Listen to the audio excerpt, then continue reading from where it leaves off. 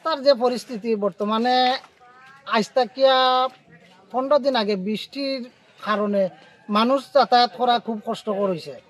এমনকি ওই রাস্তা দিয়া ডেইলি 200-300 বাইক তাকিয়া মহেন্দ্র গাড়ি এটা চলাফেরা করে। একজন মানুষ রাস্তার সাইডে উবাইলে গাড়ি পাস দিতে পারে না। এ বিষয় নিয়ে আমরা উভয় পঞ্চায়েতরে জানাইছি যে একটু কাজ রাস্তা কেন করাইয়া ধরবা। আমরা তো বর্তমানে রাস্তা দিয়ে বাড়িয়া বাজারাটো বা যে কোনো জায়গাতে দিতাম পারিয়ান না। পঞ্চায়েতেতে আমরার কাছে স্বীকার পাইছে যে পঞ্চায়েতে কোনো ফান্ডের টাকা নাই, বর্তমানে কোনো কাজ করানি যাইত না। আমরা এলাকাবাসী চিন্তা করলাম যে এমতো অবস্থায় তো চলাফেরা খুব বিপজ্জনক। এতে এলাকার একজন ব্যক্তি মন্টাই করিয়া নাম, হে মাগুরুলি পঞ্চায়েতের কেন একটা গড়ের যে ডালাই খাজ আছিল গোটাত, ওই ডালাই ইট এবং বালু সম্পূর্ণ দিয়া রাস্তাটারে বর্তমানে যে পরিস্থিতি হয়েছে চলাফেরার উপযোগী হয়েছে। এমতো অবস্থায় দীর্ঘদিন তাকিয়া মাগুরুলির একটা সাইট আরসিসি ডালাই, রাঙ্গাউটি একটা সাইট আরসিসি ডালাই। রাঙ্গাউটি পঞ্চায়েতে এখানে একটা সাইনবোর্ড লেখিয়া রাখছে বর্তমানে আমরা যে জায়গাত উবাত আছি জায়গাটা আরসিসি ডালাই খাস সম্পূর্ণ হয়ে গেছে গিয়া। হানিবালির বাড়ি থেকে সুব্রত করুণা দেবনাথর বাড়ি পর্যন্ত তারা সাইনবোর্ডও লেখে এটা বিডিও অফিস জমা দিছে, কিন্তু রাস্তাটাত মুইটো বালু বা পাথর পড়ছে না, এখনো ইট। যে গর্ত আছিল ইটা গর্তত রাত্রে তো অন্ধকারের মাঝে হাঁটাও যাইতো না, কিন্তু আমরা এলাকাবাসী এই জায়গাটা নিয়ে খুব দুর্যোগে আছি।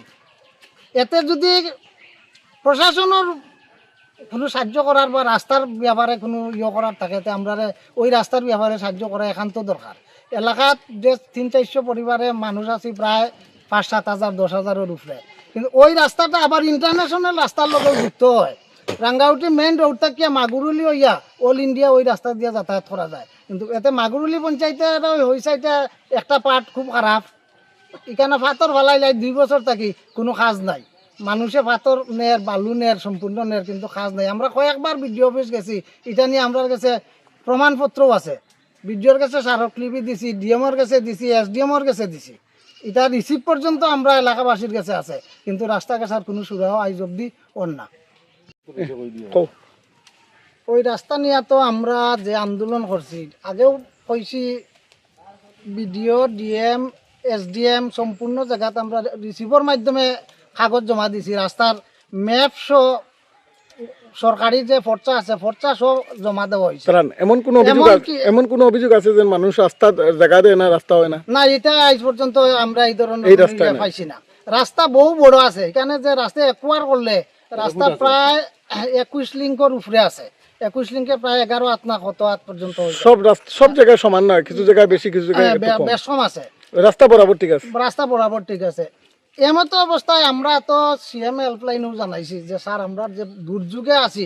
বর্তমানে 1947 ইংরেজিতে ভারত স্বাধীন হয়েছে, স্বাধীনতার পরে এমতো পরিস্থিতির উপরে রাস্তা আমার মনে হইতেছে যে ভারতের ভিতরে একটাও কেউ দেখাইতে পারতো না, আমরা যেটা দেখাইতাম পারবো। এতে আমরা খুব গর্বিত যে ভারতে আপনারা জন্মের আগের রাস্তা। হ্যাঁ, রাস্তাটা আমাদের জন্মের বহু আগের।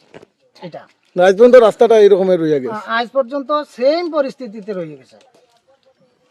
যখন আমরা ঊর্ধ্বতম কোনো কর্মকর্তার কাছে যাই বা এলাকার দায়িত্বশীল ব্যক্তির কাছে যাই, তারা তো আমরা বুঝতে না ওই যুবতী এটা বউ তাকে ওয়ার্কারটা রইয়া বোয়াত।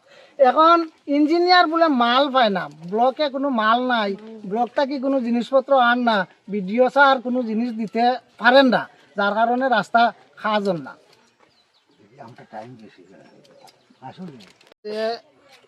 পরিস্থিতি এটা নিয়ে ওয়ার্ড মেম্বারের কাছে আমরা বারবার গেছি। ওয়ার্ড মেম্বার বহু চেষ্টা করছে যে কেন কিছু আদলা বা কংক্রিট ফেলাইয়া হইলেও আমরা চলাফেরার রাস্তাখান সুবিধা করিয়া দেওয়ার লাগে, কিন্তু সে ব্যক্তিগত পারছে না। পঞ্চায়েতের বাদবাকি সেও তারা দিছে নাই। আমারে জানাইছে আমরা অতটুকু যে আমি এটা নিয়ে আবার পঞ্চায়েতের বডিতে বহু ঝগড়া জাতি করিয়ার, এমনকি গত 3-4 দিন আগেও সে ঝগড়া করছে, করিয়া হয়ে কোনো কিছু করতো না, পারছে না। যখন আমরা জানাইছে তখন আমরা এলাকাবাসী উদ্যোগ নিয়া মনটাই তার নিঃস্বার্থে ওই কংক্রিট পাথর বা বালু যাও লাগছে দিছে, আমরা তারে একটা বাট গাড়ির কিছু পয়সা হইলেও এলাকাতে তুলিয়া দেওয়ার চেষ্টা করবো। বর্তমানে যে দিছে মোটামুটি চলা বলতে এখন পুরা গাড়ি গুড়া ফ্রি ভাবে যাইতে পারে, এমনকি আমরাও আটার ক্ষেত্রে সুবিধা হয়েছে। এই যে রাস্তাটা এত খারাপ, গত কিছুদিন আগে গেছো আইসো আর বা আজকে যে যারা এরায় আজকে এই যে মাটিটা ফালানি নিয়ে কিতা কইবা? না না, এটা ইয়েটা ফালানি তো বলা যায়, রাস্তাটার অবস্থা তো যত খুবই খারাপ।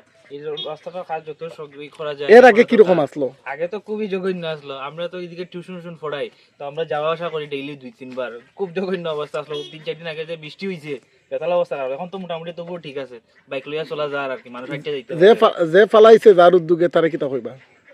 আমি একটু জানি না কে কিতা করছে বা কোন পার্টি কিতা করছে, কিন্তু আমি যাই কাজটা করছে তার আমি খুব ধন্যবাদ জানাই। আমি মাগুরুলির পঞ্চায়েতের কিছু কথা কইতাছি। এখানে রাস্তাটা আজ দীর্ঘদিন ধরে বহুত দিন ধরে খারাপ।